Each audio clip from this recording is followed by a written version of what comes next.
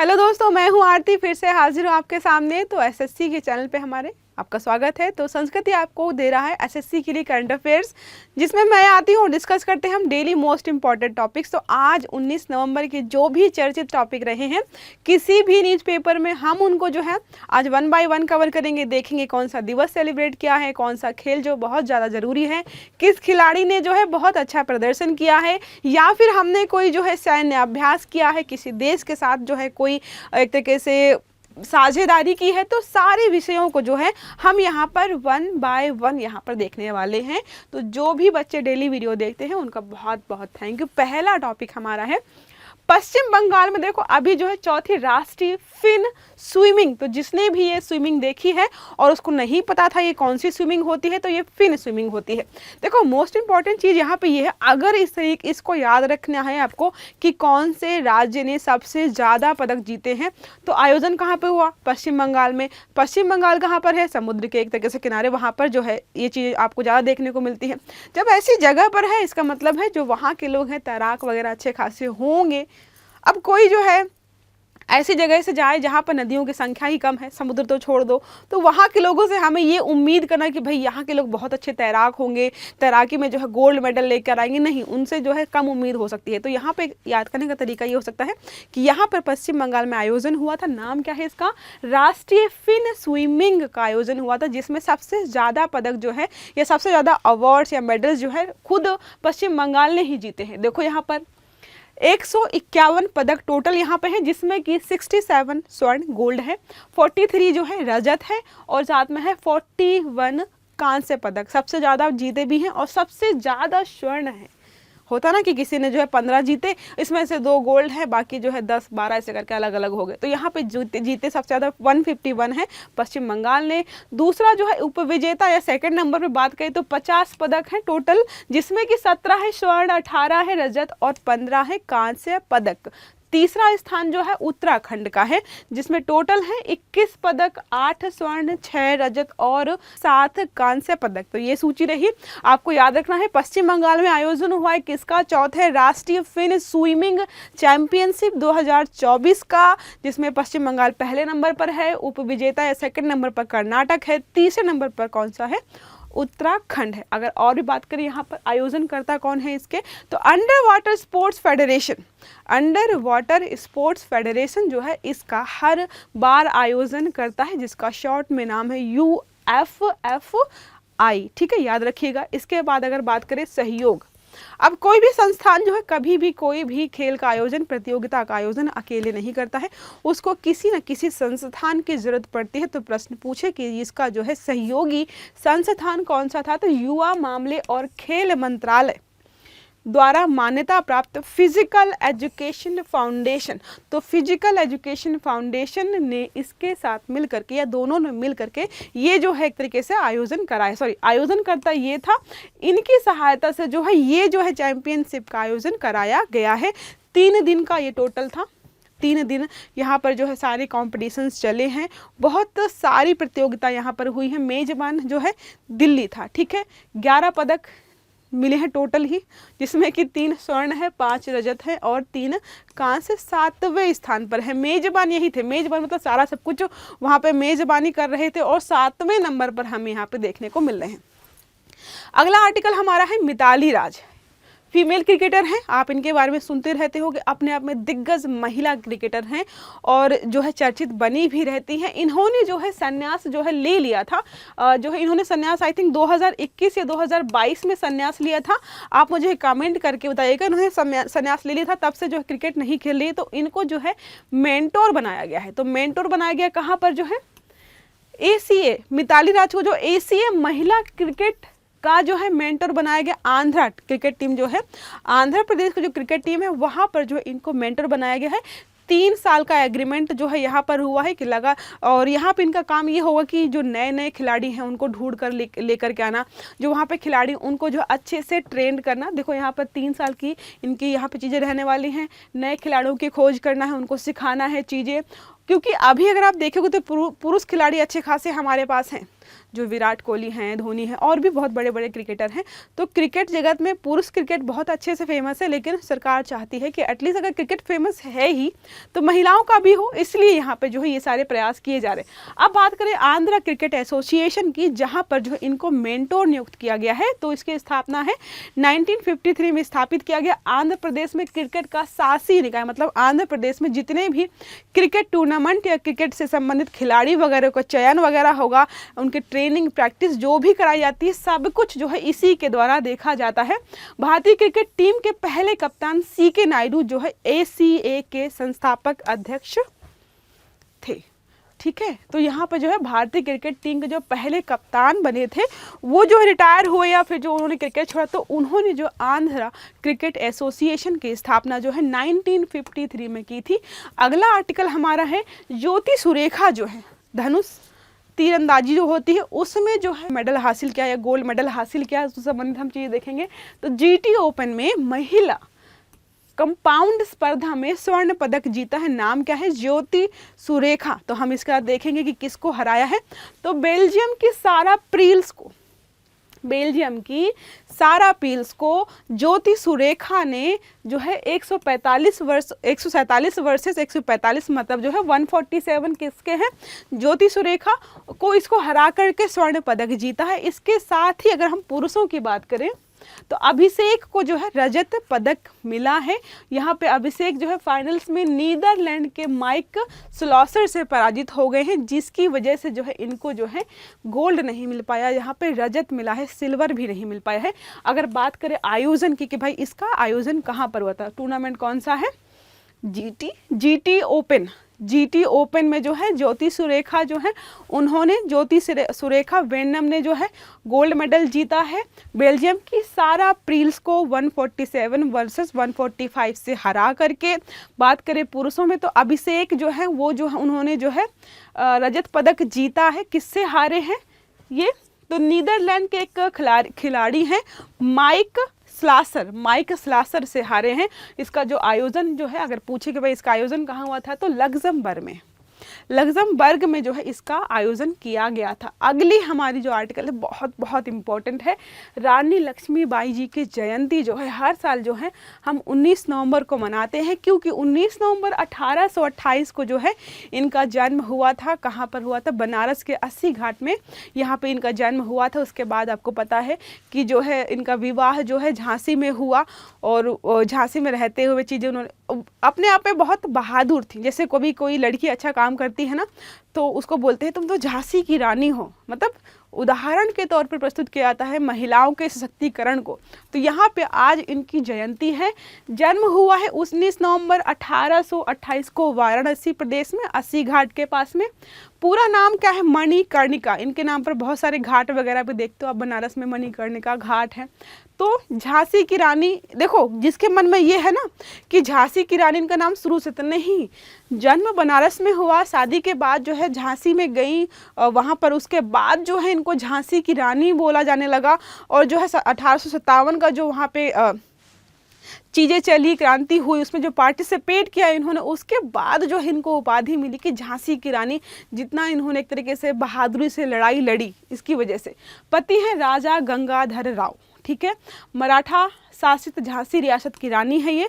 मृत्यु 17 जून, इसको लेकर के कई बार मतभेद है। 17 जून 1858 को। देखो मतभेद इसलिए है क्योंकि उन्होंने बोला था कि मेरे मरने के बाद भी जो है मेरी शरीर को जो है अंग्रेज ना छू पाए।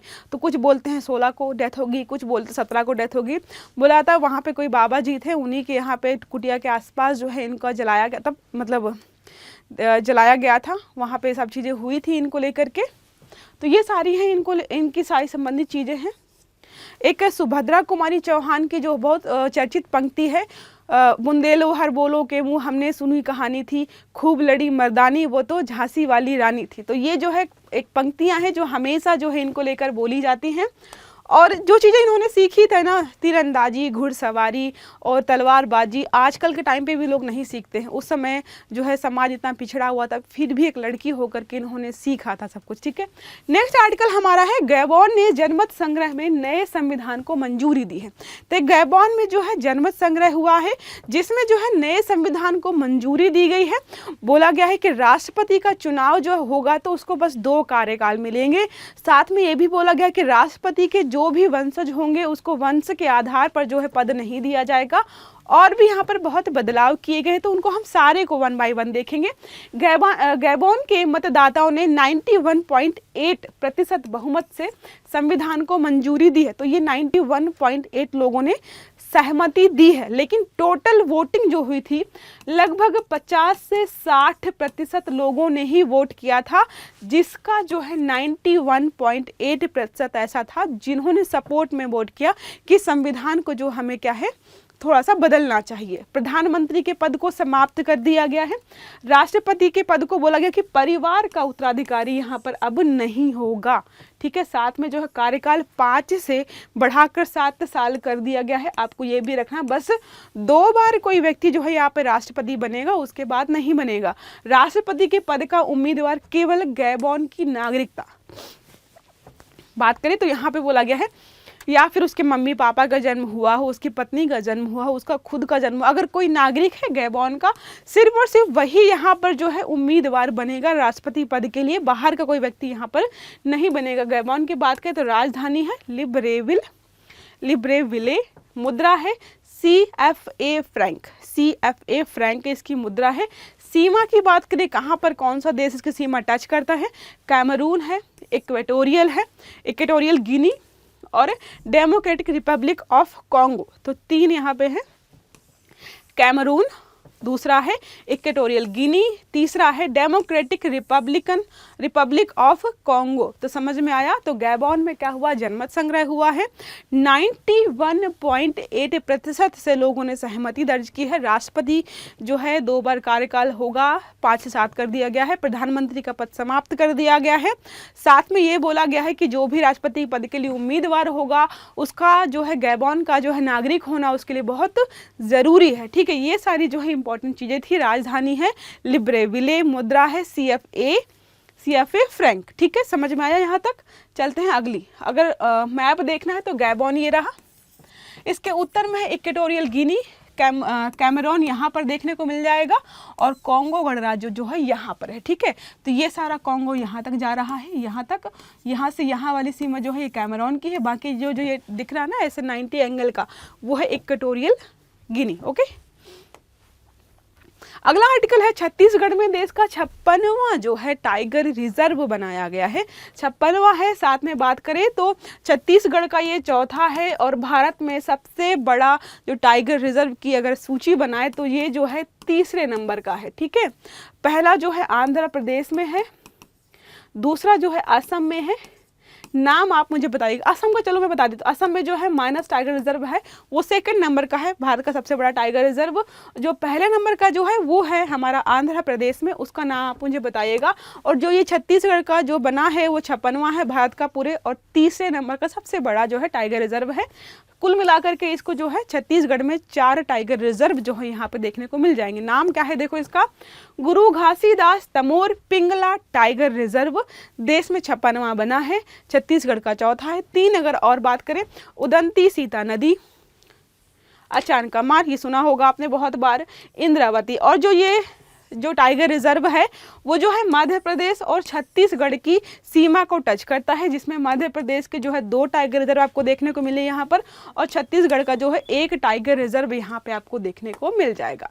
अगला आर्टिकल हमारा है, के संजय मूर्ति बने भारत के नए CAG। कैग का क्या काम होता है कि किसी योजना के लिए किसी सरकार को या किसी संस्थान को कितना पैसा दिया गया और उन्होंने कितना पैसा मांगा और उसका इस्तेमाल कैसे किया। अगर कोई योजना 5000 करोड़ की थी और उन्होंने 5000 करोड़ की मांग की, तो क्या वो काम 4000 करोड़ में हो सकता था? अगर हो सकता था तो सरकार ने इतने पैसे क्यों लिए, और जितने पैसे लिए हैं उसका जो है इस्तेमाल कहाँ कहाँ पर किया गया है, इसके लिए जो है CAG को बनाया गया। देखो लिखा है के संजय मूर्ति जो है, अभी इसके जो है नए अध्यक्ष बने हैं, स्थान लिया है गिरीश चंद्र मुर्मू का। संविधान के बात करें कि कहाँ पर इसको स्थान दिया गया है, CAG को, ठीक है। तो भाग 5 में प्रावधान किया गया है ये भारतीय लेखा परीक्षा और लेखा विभाग के प्रमुख होते हैं, मतलब लेखा जोखा रखना सारे पैसे का, जो हमारे यहाँ होते हैं ना मुनीम जी, वैसा ही कुछ यहाँ पे काम है, मुनीम जी जैसा काम करते हैं सरकार के लिए। सार्वजनिक धन के संरक्षक है, जो भी पैसा जनता का है, जो जनता से टैक्स ले रहे हो, फिर जनता के लिए काम कर रहे हो, तो ये सारा पैसा इस्तेमाल कैसे हो रहा है इस सबको देखने के लिए इसको इस्तेमाल किया जाता है। संपूर्ण वित्तीय प्रणाली पर नियंत्रण करते हैं कि केंद्र सरकार, राज्य सरकार या फिर कोई भी संस्था ऐसी है जो सरकार का पैसा या फिर जो भी पैसा ऐसा जो टैक्स के माध्यम से जनता से लिया गया है उस सब का कैसे इस्तेमाल कर रही है, घपला तो नहीं हुआ है, घोटाला तो नहीं हुआ, इस सब का यहाँ पे लेखा जोखा इसके माध्यम से किया जाता है। कर्तव्य देखो ये लिखा है, वित्तीय प्रशासन को बनाए रखना, अनुच्छेद 149 से लेकर के 151 तक। भारतीय संविधान के भाग 5 में CAG का जो है उल्लेख किया गया है, कैग का, ठीक है, जिसमें जो है आर्टिकल 149 से लेकर 151 तक की चीज़ें हैं। CAG का काम क्या है, एक तरीके से लेखा जोखा रखना या धन का संरक्षण, कैसे धन का, जो कि जनता का है, सार्वजनिक धन के संरक्षक के रूप में जानते हैं। ये लेखा जोखा रखता है कि सरकार को जो पैसे मिले हैं टैक्स के रूप में या किसी भी माध्यम से, जैसे कोरोना में जो है बहुत सारा पैसा डोनेट किया गया था सरकार को कि आप जो है अच्छे काम के लिए या फिर लोगों की हेल्प के लिए इस्तेमाल कर सकते हो, तो उस पैसे की भी जांच कर सकती है। तो ये सारा रहा हमारा कैग के बारे में, जिसमें नए व्यक्ति जो है चयनित हुए हैं। नाम क्या है, के संजय मूर्ति। किनको प्रतिस्थापित किया है, गिरीश चंद्र मुर्मू को। अगला आर्टिकल हमारा है भारत राष्ट्रीय साइबर सुरक्षा अभ्यास। देखो अभ्यास लिखा हुआ है लेकिन यहाँ पे कोई तीर कमान नहीं चलाए जाएंगे, बैठ करके बात होगी किसके बारे में, साइबर सुरक्षा को लेकर के, कि जो साइबर अटैक्स हो रहे हैं सरकार पर भी होते हैं, पर्सनल अटैक्स भी होते हैं, लोगों का डाटा चोरी किया जाता है, लोगों के साथ वित्तीय धोखाधड़ी होती है, तो ये सारे ना हो, इससे हम कैसे निपटेंगे इसके लिए बनाया गया है। तो क्या है, राष्ट्रीय सुरक्षा परिषद सचिवालय इसका आयोजक है, साथ में राष्ट्रीय रक्षा विश्वविद्यालय। तो दो संस्थान इसमें साथ में मिलकर काम करें, राष्ट्रीय सुरक्षा परिषद सचिवालय, राष्ट्रीय रक्षा विश्वविद्यालय। 12 दिनों तक ये बातचीत करेंगे आपस में, सिर्फ और सिर्फ बातचीत करने वाले हैं ये लोग। वहाँ पे नियम कानून बनाएंगे जिसमें लिखा देखो साइबर सुरक्षा और रणनीतिक निर्णय लेने की क्षमता को यहाँ पे मजबूत बनाएंगे। इसका मतलब ये है कि जो है 12 दिन तक बातचीत होगी कि और हम जो है अपनी साइबर सुरक्षा संबंधित कौन कौन सी चीज़ें जो है लेकर के आए, ताकि जो है हैकिंग वगैरह या फिर जो लोग साथ धोखाधड़ी होती है कॉल के माध्यम से या इंटरनेट के माध्यम से वो कम हो पाए। साइबर सुरक्षा जागरूकता माह जो है अक्टूबर मनाया जाता है। इस बार की थीम जो रही है हमारा विश्व सुरक्षित करें, हमारा विश्व सुरक्षित करें। नेक्स्ट आर्टिकल हमारा है वन डे वन जीनोम पहल। तो वन डे वन जीनोम पहल, जीनोम के बारे में यहाँ पे एक तरीके से लोगों को जागरूक करने के लिए यहाँ पे चीज़ की जा रही है, क्योंकि जीनोम क्या होता है, जीवाणु। जीवाणु जो हमारे पर्यावरण के लिए भी ज़रूरी है और जीवाणु हमारे शरीर के लिए भी ज़रूरी है। बैक्टीरिया, गुड बैक्टीरिया होते हैं ना हमारी बॉडी में कि पाचन को अच्छा कर रहे हैं। अगर पर्यावरण की बात करें तो पर्यावरण में होता है कि प्रदूषण को या पोल्यूशन को कम कर रहे हैं, चीज़ों को गला के ख़त्म करने का काम कर रहे हैं। जो भी जानवर वगैरह मरता है उसका शरीर को जो गलाने का काम करते हैं वो सारे जीवाणु होते हैं। तो गुड और बैड दोनों होते हैं, इसलिए जो है यहाँ पे इस चीज़ों को लेकर डिस्कशन हो रहा है। सूक्ष्म जीवी क्षमता के पूर्ण उपयोग के लिए जितने भी सूक्ष्म जीव हैं, माइक्रो बैक्टीरिया वगैरह जो भी हैं, उनको हम जो और कैसे अपने इस्तेमाल में लाएं, अपने अच्छे कामों के लिए लेकर के आएँ, उस पर यहाँ पे बातचीत हो रही है। शुरुआत करता बात करें तो जैव प्रौद्योगिकी विभाग और जैव प्रौद्योगिकी अनुसंधान एवं नवाचार परिषद, जो दो संस्थान हैं, ये दोनों साथ में आए हैं और ये बात कर रहे हैं कि कैसे करके हम नए नए नवाचार करें और जो बैक्टीरिया हैं, माइक्रो बैक्टीरिया हैं, उनको हम इस्तेमाल करें अच्छे कामों के लिए, किसी बीमारी के इलाज के लिए या प्लास्टिक पोल्यूशन को कम करने के लिए। कई बार देखते रहते होंगे ना कि ये बैक्टीरिया नया आया है जो कि प्लास्टिक को खा जाएगा, प्लास्टिक को ख़त्म कर देगा, समुद्र से प्लास्टिक को कैसे ख़त्म करेगा, या फिर जो भी छोटे स्रोत हैं, जलीय स्रोत हैं, तालाब, नदी, वहाँ से जो है प्लास्टिक को कैसे कम करेगा। तो ऐसे जो बैक्टीरिया हैं जो हमारे पर्यावरण को भी सुरक्षित रखेंगे और हमारे स्वास्थ्य के लिए भी, तो उन पर जो यहाँ पर रिसर्च हो रही, तो उसको लिखा है वन डे वन जीनोम पहल। देश में पाए जाने वाले जीवाणुओं की अलग अलग प्रजातियों को उजागर किया जाएगा।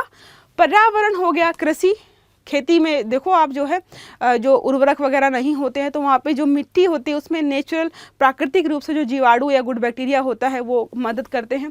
मानव स्वास्थ्य तो बता ही दिया कि हमारे हाथ में पूरी बॉडी में अलग अलग जगहों पर कुछ ना कुछ बैक्टीरिया होते हैं जो हमारे शरीर को स्वस्थ रखने में मदद करते हैं।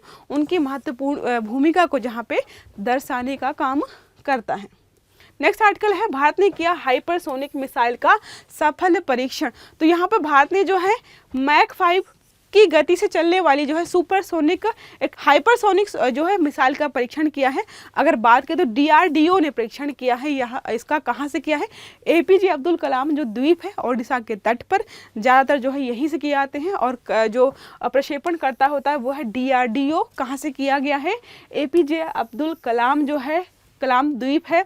हाइपरसोनिक मिसाइल है, हाइपरसोनिक मिसाइल का जो है मैक 5 इसकी स्पीड रहने वाली है। गति जो होगी देखो 6200 प्रति घंटा इसकी स्पीड रहने वाली है।